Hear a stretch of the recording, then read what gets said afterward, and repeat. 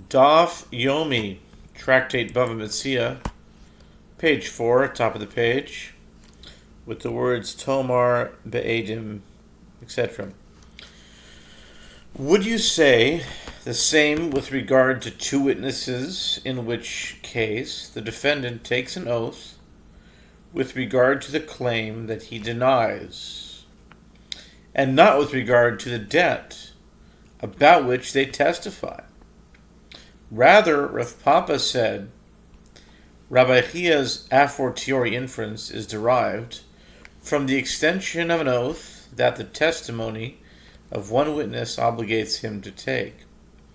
Once a defendant is obligated to take an oath, the plaintiff can demand that he take an oath with regard to other claims that he has against him as well. This is referred to as a Gilgul Shavua. The Gemara rejects this. What is notable about the extension of an oath that is obligated by the testimony of one witness? It is notable in that one oath leads to another oath. The obligation to take the second oath is not caused directly by the witness. Would you say the same in the case of witnesses whose testimony renders the defendant liable to pay money? Incurring liability to pay one part of the claim does not extend further and incur liability to pay the rest.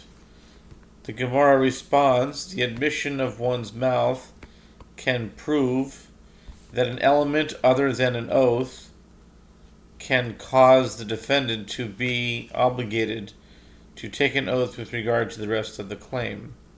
Although the a fortiori inference from admission alone was already rejected due to the claim of what is notable about the admission of one's mouth, it is notable in that it is not subject to contradiction. The testimony of one witness can prove that even testimony that is subject to contradiction renders one liable to take an oath. The a fortiori inference from the testimony of one witness was also rejected, as what is notable about the extension of an oath resulting from the testimony of one witness. It is notable in that the defendant takes an oath with regard to the matter concerning that which he testifies. Would you say the same with regard to two witnesses, in which case the defendant takes an oath with regard to the claim that he denies? Admission to part of a claim by one's mouth can prove this difference irrelevant, as a defendant can be required to take an oath even with regard to a claim that he denies. And the derivation has reverted to its starting point. At this point, the halakha is derived from a combination of two sources. The aspect of this case, admission, is not like the aspect of that case. The extension of an oath resulting from the testimony of one witness, and the aspect of that case is not like the aspect of this case. Their common denominator is that these cases come before the court with a claim and its denial, and the defendant is obligated to take an oath. I will also include in the obligation to take an oath the case of Rabbi Chia, where there is a testimony of two witnesses about part of the debt which comes before the court with the claim and its denial. Therefore, the defendant is obligated to take an oath. This is the inference to which Rabbi Chia was referring. The Gemara rejects this. What is notable about their common denominator, meaning that the common denominator shared by admission to part of a claim, and the defendant by the defendant, and the extension of an oath resulting from the testimony of one witness. It is notable in that the defendant does not assume the presumptive status of one who falsely denies his debts. He has not been proven to be lying, so he is trusted to take an oath. Would you say the same with regard to the case of two witnesses who contradict the defendant's denial of the plaintiff's claim, where the defendant assumes the presumptive status of one who falsely denies his debts? In this case, he is no longer deemed trustworthy and his oath may not be credible. The Gemara asks, but in a case where his denial is contradicted by two witnesses, does he assume the presumptive status of one who falsely denies his debts? But doesn't Rav Idi bar Avin say that Rav Chizda says, one who denies a claim that he received a loan and is contradicted by witnesses is fit to bear witness in a different case? He does not assume the status of a confirmed liar, as perhaps he intended to return the money afterward and denied the claim only in order to buy some time until he acquired the necessary funds to repay the loan. By contrast, if one denies receiving a deposit and witnesses testify that he is lying, he is disqualified from bearing witness in other cases, as in that case he has no reason to buy time and is clearly a robber. Therefore, Rabbi Chia's a fortiori inference stands. Rather, refute the inference like this. What is notable about their common denominator, meaning that the common denominator shared by admission to part of a claim by the defendant and the extension of an oath resulting from the testimony of one witness? It is notable in that these cases are not subject to the halachot of conspiring witnesses. Even if witnesses testify that a single witness lied, he is not required to pay the defendant the sum that he sought to require him to pay. This is known as Edom Zomimin,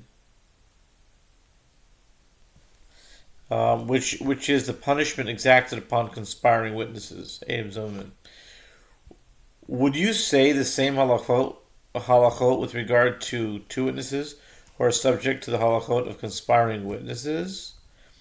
The Gemara rejects this. This is not difficult, as Rabbi Chia does not refute this inference based upon the punishment accompanying the halachot of conspiring witnesses. In other words, Rabbi Chia does not accept this refutation, as while this halakha does not apply to all, this halakha does not apply at all to the admission of a defendant. It does apply to the testimony of a single witness, in that if two witnesses testify that the single witness is a conspiring witness, his testimony is rendered void.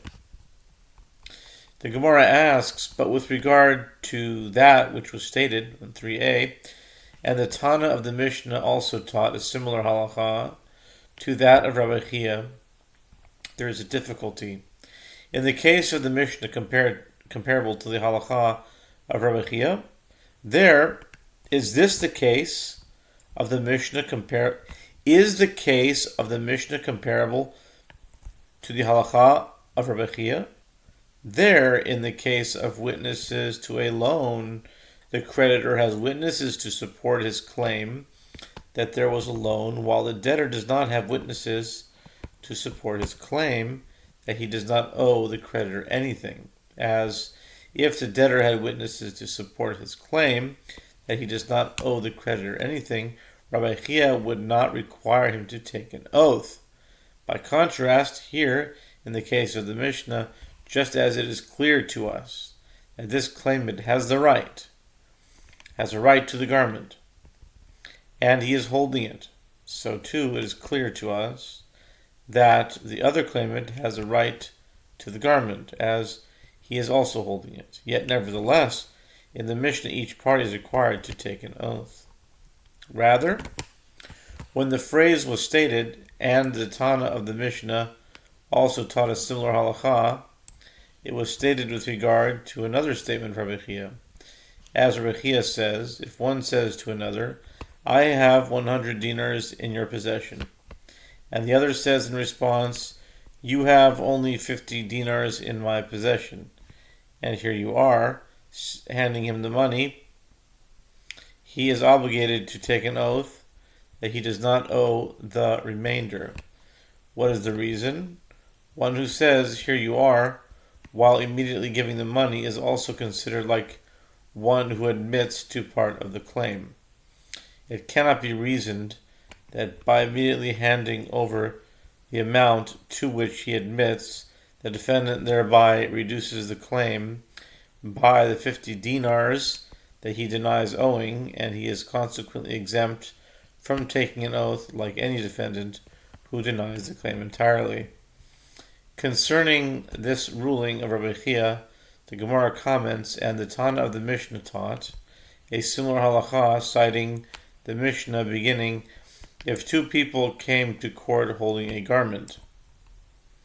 The Gemara explains the comparison, and here in the Mishnah, since each one grasps half the garment, it is clear to us that what one grasps is in his possession, just as if the other one had said to him, "Here you are, I am giving it to you," and the Mishnah teaches that he takes an oath.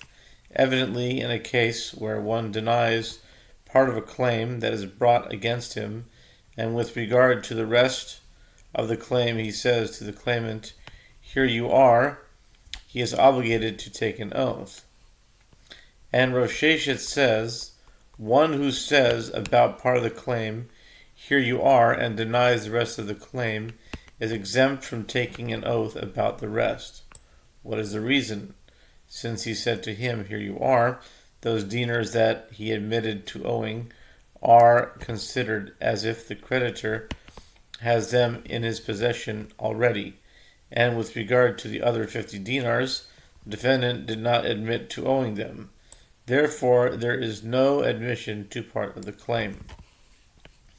The Gemara asks, but according to the opinion of Rav Sheshet, the mission is difficult, as it seems to be a comparable case, and yet an oath is required.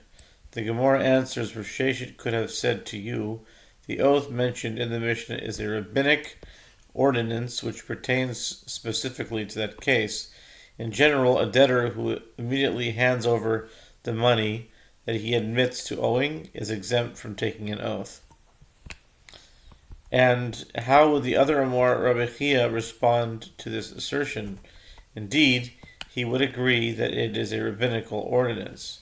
However, granted, if you say that by Torah law, one who says, "Here you are," is obligated to take an oath, that explains why the sages instituted the oath mentioned in the Mishnah, as it is similar to an oath administered by Torah law. But if you say that by Torah law, one who says, "Here you are," is exempt from taking an oath, would the sages institute an oath that has no corresponding oath in Torah law? Clearly, there is a basis for the oath instituted by the sages in Torah law. And that basis is the case where the defendant says, "Here you are." The Gemara raises an objection to the opinion of Rabbi Chia from a Braita.